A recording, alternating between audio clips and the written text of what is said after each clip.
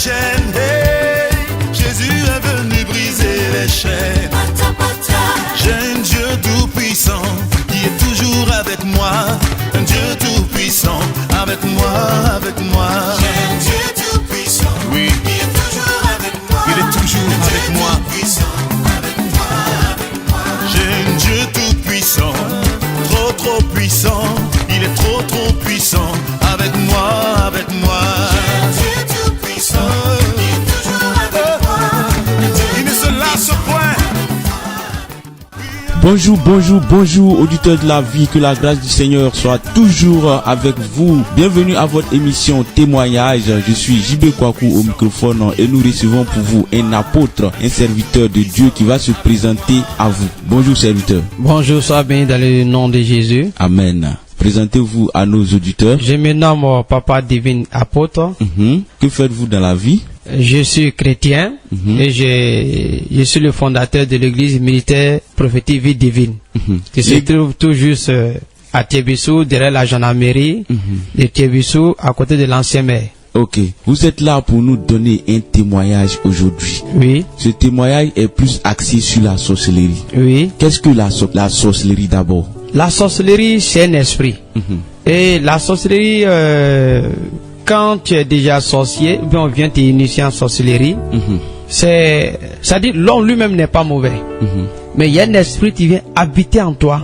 C'est l'esprit là, tu te rends mauvais. C'est ça. C'est lui-même qui te permet maintenant d'aller faire les opérations. C'est ça. Et arriver là-bas, il y a des chefs, maintenant tu vas vous donner les ordres pour aller opérer des choses. C'est ça. C'est comme une armée. Voilà, c'est comme une armée. Ok, mais comment s'est passée votre initiation à la sorcellerie? Depuis quand êtes-vous initié à la sorcellerie? Depuis 3 mois dans le ventre de ma mère. Waouh, depuis 3 mois dans le ventre de votre mère. Oui. Mais étant bébé, comment vous avez su que vous étiez sorcier? Il y a un esprit qui était venu prendre contact avec la grossesse de ma mère.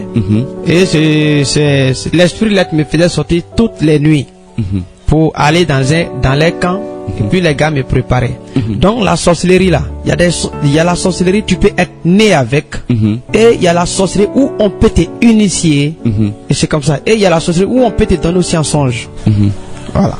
Ok, nous vous écoutons pour votre témoignage. D'accord, ok. Vraiment que Dieu te bénisse. Amen. Donc depuis 3 mois dans le ventre de ma mère, un esprit est venu tirer l'amitié avec la grossesse. Et chaque nuit on m'invitait à sortir. On partait faire des réunions et ils m'ont préparé en tant qu'un chasseur d'âmes. Un chasseur d'âmes, plus explicite, soyez plus explicite. Voilà, chasseur d'âmes, ça dit que on nous envoie sur les terrains pour aller attraper des âmes, ça dit des personnes, parce qu'on peut pas venir t'attraper comme ça. Physiquement. Hein. Physiquement. Mais c'est ton arme on attrape. Ton âme, ton esprit. Quand on vient attraper ton âme et on envoie au camp. Arrivé au camp maintenant, on a certains pouvoirs. On peut transformer ton âme en mouton, en bœuf, en cabri, en ce qu'on veut. Parce qu'on peut pas te laisser naturel pour te manger. Maintenant, quand on vous envoie à la chasse des âmes, cela se passe en quel moment de la journée? La journée ou bien la nuit? Bon, il y a plusieurs. Il y a la sorcellerie éclair, tu se pratiques la journée. Et puis il y a la sorcellerie éclair qu'on appelle le monde des ténèbres, tu se pratiques la nuit. Donc il y a 2 sortes. Donc vous étant chasseur d'âmes, votre mission était d'aller trouver des âmes pour envoyer dans votre camp. Maintenant vous chassez à quelle heure? La nuit ou la journée? Pour moi il n'y a pas l'heure. Il n'y a pas d'heure. Il suffit seulement que je reçois l'opération, je suis parti. C'est ça. Donc vous faites les 2 types de sorcellerie. Je fais les 2 types. Parce que quand tu es né, tu es plus puissant que celui qui a été initié. Parce qu'il y a d'autres qui sont initiés et puis il y a d'autres qui sont payés la sorcellerie même. Or celui qui est né avec pour lui, il est plus puissant que celui qui s'en va payer la sorcellerie, même celui qui a été initié. Maintenant, le fait de dire que vous êtes né avec la sorcellerie depuis 3 mois déjà dans le ventre de votre mère, vous avez reçu l'esprit de la sorcellerie, mais est-ce que cet esprit n'était pas déjà dans la famille? Est-ce qu'il n'y avait pas quelqu'un qui était sorcier avant vous dans la famille? Oui, dans toutes les familles il y a la sorcellerie. Dans toutes les familles il y a la sorcellerie. Donc il y avait un sorcier là-bas. Mon grand-père, c'est lui qui faisait ça. Donc pendant que vous étiez encore dans le ventre de votre mère, votre grand-père vivait-il encore? Oui. Donc il vous a transféré la sorcellerie. Il nous a transféré la sorcellerie. Ok, allons-y, nous vous écoutons. Donc quand il m'invitait dehors, on partait et il a dit celui-ci est mon petit-fils. Donc c'est celui qui doit plus tard me remplacer.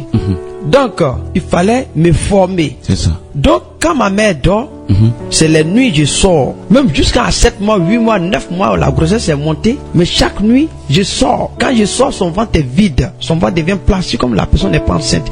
Quand je reviens à 4h, 5h, le ventre revient à sa position. Wow. Donc étant bébé même, on t'a formé. Ta formation s'est passée comment? Pendant combien de temps? Bon, je peux dire ma formation a duré 9 mois moins 3. Tu vois déjà, on peut dire 6 mois déjà. 6 mois, c'est ça. Donc 6 mois avant que je sorte. Donc de 6 mois à 15 ans, j'ai pratiqué la sorcellerie pendant 15 ans. Donc je suis sorti, je suis né sorcier. En tant que bébé même, d'abord même, je bloquais des choses dans ma famille. En me voyant, on me donnait le lait à téter. Mais ils oubliaient que moi-même, j'étais plus âgé que eux-mêmes. C'est ça, ça c'est vrai. Waouh. Donc quand tu es sorcier, il y a le nom de la sorcellerie, tu n'as pas. Et puis il y a le nom qu'on te donne sur l'état civil aussi, tu n'as pas. Donc quand nous on veut partir attaquer, on demande quel est son nom familial. Parce que chaque personne, ils ont des noms du village que les parents donnent. C'est ça. Voilà. Donc c'est par ce nom-là, on t'attaque. Maintenant qu'on n'arrive pas à t'attaquer, on invoque le sol. Quand on invoque le sol, ça nous permet de connaître où ils ont enterré ton cordon ombilical. Automatiquement, c'est facile à t'avoir. Waouh. Donc si vous ne pouvez pas l'avoir par son nom de famille, si vous invoquez la terre, là où son cordon ombilical a été enterré, c'est facile à l'avoir. Waouh, waouh, waouh. Une fois qu'on a récupéré ça, c'est pourquoi souvent vous trouvez que souvent quand on prie, on dit je coupe le cordon ombilical. C'est ça. Oui. C'est ça. Pour éviter ce genre d'attaque. Pour éviter ce genre d'attaque. Donc faut couper ces liens. Parce que ce cordon ombilical, tu fais que tu es en communication avec la famille. Donc si ce cordon est coupé, brisé au nom puissant de Jésus, rien ne peut t'atteindre. Donc pour couper ce cordon, il y a 3 titres que tu dois engager. 1, le feu. 2, le sang de Jésus. 3, la lumière du Saint-Esprit. C'est ça. Parce que quand tu en fais une délivrance, tu peux invoquer, je te chasse au nom de Jésus. Tu vas trouver que l'Esprit en lui se manifeste. Mais il ne va pas sortir. Mais quand tu dis que je mets le sang de Jésus sur toi, automatiquement il va crier.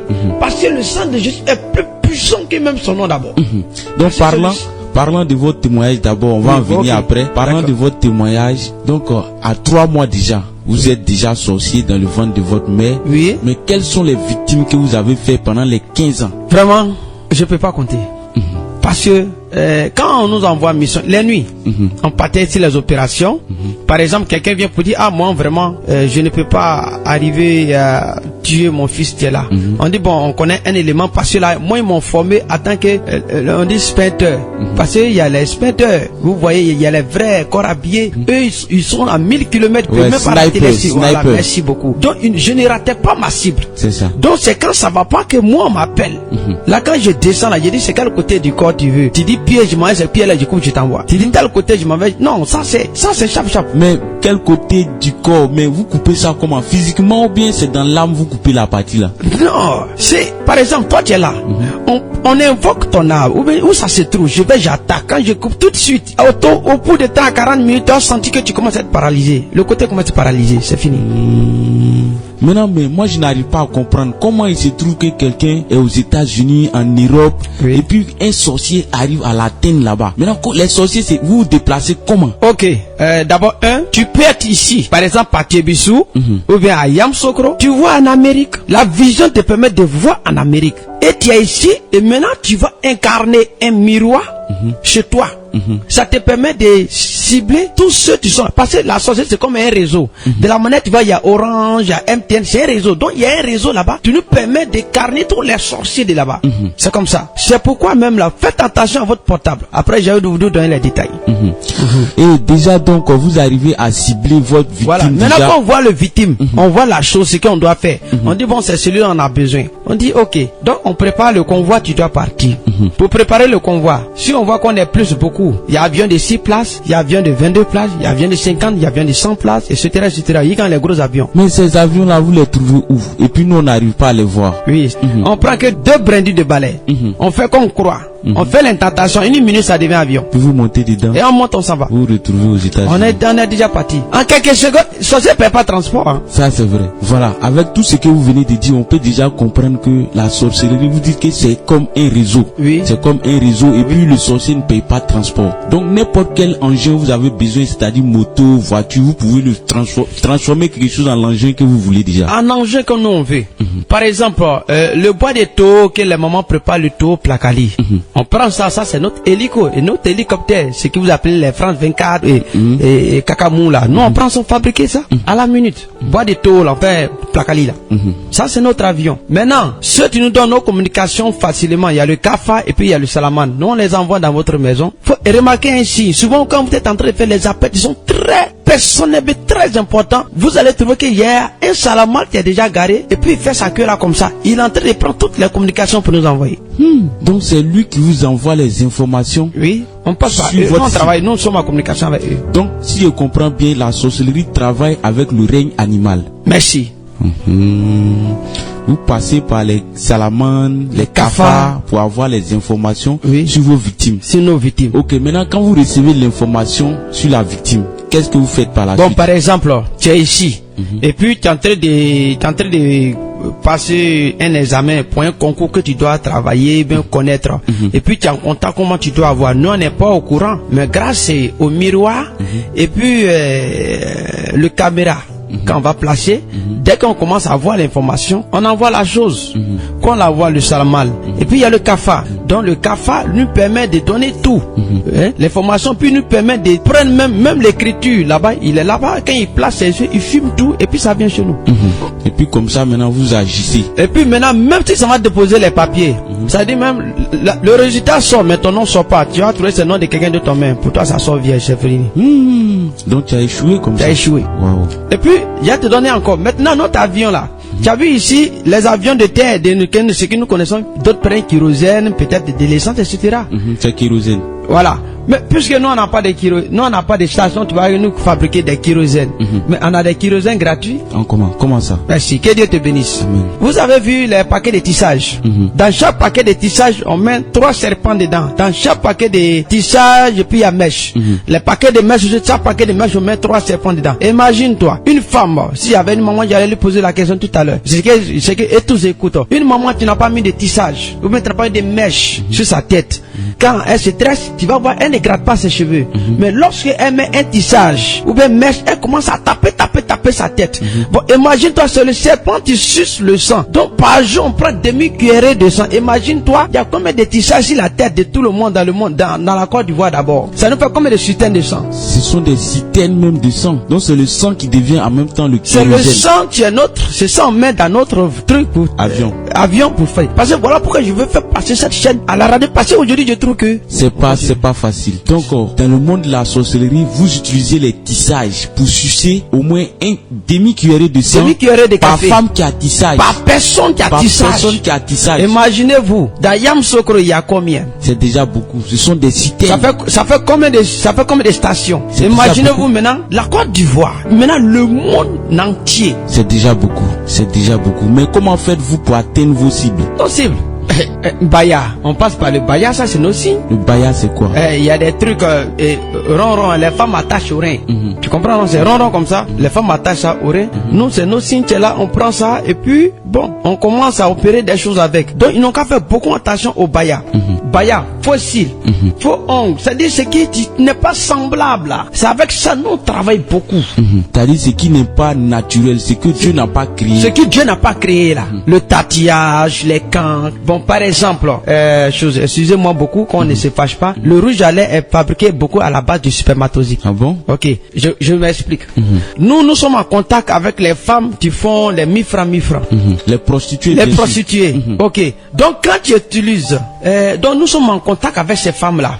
Par exemple, dans le monde de la sorcellerie là-bas, ceux qui ont déjà 70 ans, etc., ils n'ont plus de dents. Parce qu'ils ont pris les dents pour partir manger les hommes. Ils ont cassé les os. Donc tous les dents sont finies. Parce que quand tu veux aller mordre quelqu'un, tes dents poussent comme des dents de vampires. C'est pourquoi quand vous voyez que les films vampires, les blancs tournent avec les chauves-souris, c'est la réalité. Vous voyez que souvent quand ils veulent mordre, les dents sortent. C'est comme ça pour les sorciers, ça se fait. C'est vrai. Auditeurs, auditrices, nous sommes à votre émission Témoignage et nous recevons pour vous apôtre Papa Divine, fondateur du camp de prière ministère prophétique Vie Divine à Thiébissou, derrière la gendarmerie. Il n'est plus sorcier, aujourd'hui il est serviteur de l'Éternel et il a été sorcier depuis le sein de sa maman à partir de 3 ans. Nous écoutons son témoignage. Donc vous voyez, donc quand les gens là, on a besoin, donc il ne peut plus manger la viande. Donc il se nourrit de spermatozoïdes. C'est spermatozoïde. Oui, oui, le sperme là. Oui, oui. Donc nous tissons des contrats avec ces femmes là. Souvent, quand les femmes prostituées. Les femmes prostituées. Donc quand ils s'en vont, ils utilisent le sperme, le préservatif. Quand ils jettent, toi tu penses qu'ils ont jeté? Non, il y a longtemps, nous on a déjà envoyé les missionnaires pour venir récupérer ces spermes là pour envoyer déjà là-bas. Et c'est ça, tu nourris les sorciers, tu n'as pas dedans. Maintenant, il y a deux côtés. Il y a un autre côté, quand je serai dans le monde, quand on va rentrer dans le monde extraterrestre, je vais t'expliquer encore le pourquoi encore. Nous prenons encore le sperme encore pour faire autre chose encore. Donc le rouge à lèvres là, je vais expliquer pourquoi on prend pour faire, on mélange le sperme. Ça c'est dans le monde astral. Ça, je vous dis ça. Dans le monde astral là, il y a travail pour Lucifer, il était le chef missionnaire. On y va, on vous écoute. Ok, donc quand on fait beaucoup attention, il y a les bayas que on met sur la main, sur les reins. Ce sont des signes de la sirène des eaux. Ce sont des signes que nous avons développés. Ces mêmes signes là, souvent on prend pour faire les chapeliers avec. D'autres chapeliers chrétiens comme chapeliers musulmans. Ce sont des choses sataniques. C'est un réseau, c'est pour vous cibler facilement. Donc déjà, pour résumer un peu ce que vous venez de dire, donc pour les femmes qui veulent se rendre plus belles, c'est-à-dire être extraordinaires, plus belles que les autres femmes en dehors de la nature que Dieu leur a donnée, c'est déjà tisser un lien avec le monde des ténèbres. Merci. Parlons déjà des tissages, des bracelets, des bayas comme vous l'avez dit. Ça tisse un lien déjà avec le monde des ténèbres. Par exemple, une femme a mis le bayas, si elle tisse suite, elle se promène. La nuit, nous évoquons des démons qui sortent. Maintenant, les démons qui sortent, ils vont commencer à cibler ceux qui ont déjà les bayas, ceux qui ont des fossiles, ceux les rouges à lèvres bizarres, des crayons, ils tracent ici. Parce que Dieu dit que nous sommes semblables à lui. Or, déjà que tu passes un maquillage, déjà, tu n'es plus semblable à Dieu. Tu refuses déjà. Tu commences à être semblable aux démons. Et puis maintenant aussi, ceux aussi qui font ces travaux-là, il y a d'autres aussi qui sont en direct aussi de l'autre côté. C'est-à-dire, eux-mêmes, ils sont sorciers. Il y a beaucoup de sorciers aussi dedans, mais vous ne savez pas. Et puis souvent, quand il finit de mettre ça sur toi, un coup chaque nuit, tu te trouves, quand tu dors, souvent tu te retrouves en train de manger au village, tout en les gens bizarres. Tu commences à pratiquer la sorcellerie inconscient. D'ici que tu vas savoir net, tu es déjà sorcier. Et puis pour donner la sorcellerie, même dans l'eau à boire, on te donne. Si vous voyez, même à cause de ça aujourd'hui, ils ont ciblé maintenant beaucoup d'écoles. Parce qu'arrivé à l'école, les enfants donnent un gâteau, donnent du pain, donnent temps. Et c'est comme ça on se partage la sorcellerie. Donc la sorcellerie est devenue maintenant, les enfants sont plus dangereux que les grands. Donc on peut partager la sorcellerie. On partage ça. Par l'eau, par gâteau, la nourriture. Mais comment on peut savoir ça? Tu peux pas le savoir. C'est quand tu dors la nuit, lui qui t'a donné là, il appelle ton nom. Quand il appelle ton nom, ton esprit sort du corps. Et puis c'est parti. Donc quand tu rêves que tu es en train de manger de la viande, tu es en train de faire ceci au village, mais la personne qui te donne la sorcellerie, comment est-ce que tu peux le voir en songe? Oui, après tu vas le voir passer. C'est comme, par exemple, c'est comme tu as invité quelqu'un, on dit ouais, ton invité que tu as envoyé. Tu vas présenter ton invité.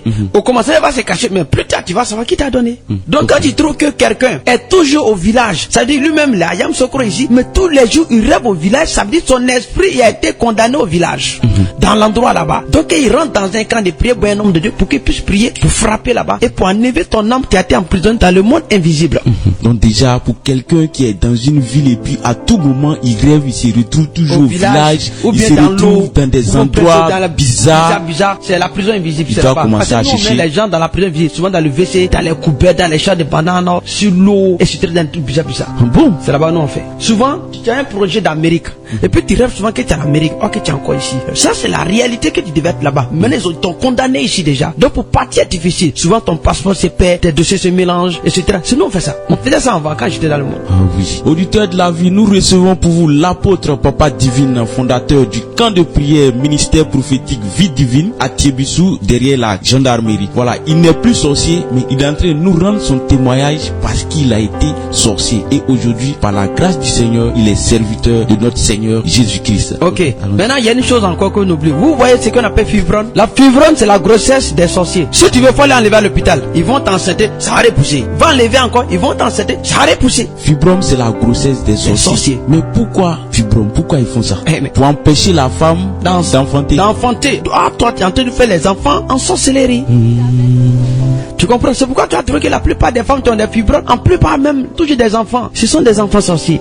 Donc dans la sorcellerie, l'enfant même peut transformer sa maman à sa copine. Le gars, lui qui est là, il peut transformer son ami garçon en femme en sorcellerie. Et puis le garçon va enfanter les enfants pour lui. Bon. Donc un démon, un esprit sorcier, il n'a pas de sexe. Il peut avoir sexe de femme comme garçon. Il peut avoir tous les deux. Il peut avoir tous les deux. Donc parlons déjà de mari de nuit, femme de nuit. Est-ce que c'est pas sorcellerie aussi? Femme de nuit, mari de nuit, il y a des choses, ça vient dans le monde des ténèbres, c'est-à-dire l'obscurité. Il y a ce qui vient, on dit mari de nuit, ou bien sirène des eaux. C'est vrai, ça quitte pas sous l'eau, mais la plupart travaillent beaucoup sous l'eau.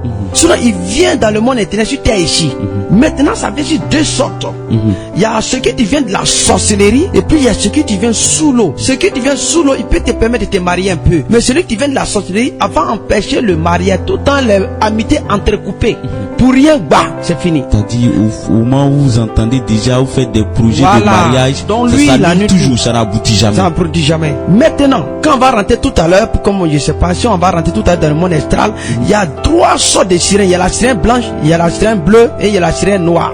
Je vais vous expliquer comment eux aussi travaillent aussi avec ces sorciers-là aussi pour annuler aussi certaines choses. Encore, vous comprenez déjà, la sorcellerie, c'est déjà un réseau. C'est un réseau. C'est-à-dire, un sorcier qui se retrouve ici en Côte d'Ivoire peut déjà communiquer avec un autre sorcier aux États-Unis avant même de cibler. C'est-à-dire, mais est-ce qu'il ne travaille pas en collaboration? Je vais te donner un exemple.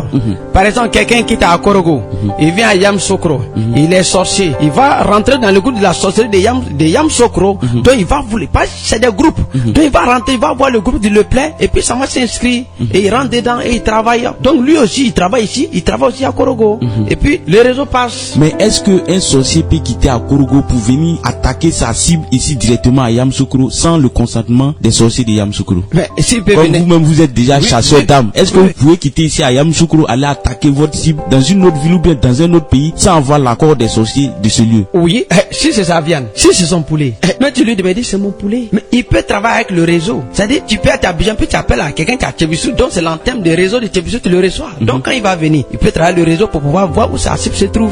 Voilà, c'est comme il chasse son unité, c'est comme Mais avant ça aussi, au lieu de venir là-bas, avant de savoir où se trouve sa cible, il peut déjà avoir les informations, comme vous l'avez dit, par les cafards et les lézards. Il est là-bas, il connaît où sa cible se trouve.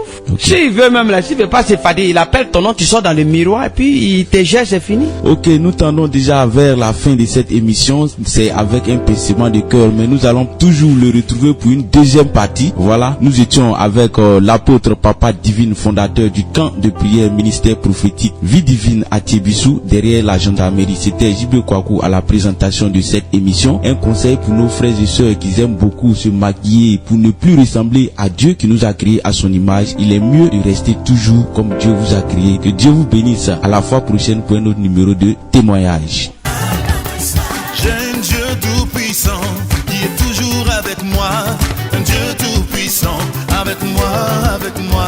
J'ai un Dieu tout-puissant. Oui, Il est toujours avec moi. il est toujours avec moi. Puissant avec moi, avec moi. J'ai un Dieu tout-puissant, trop puissant.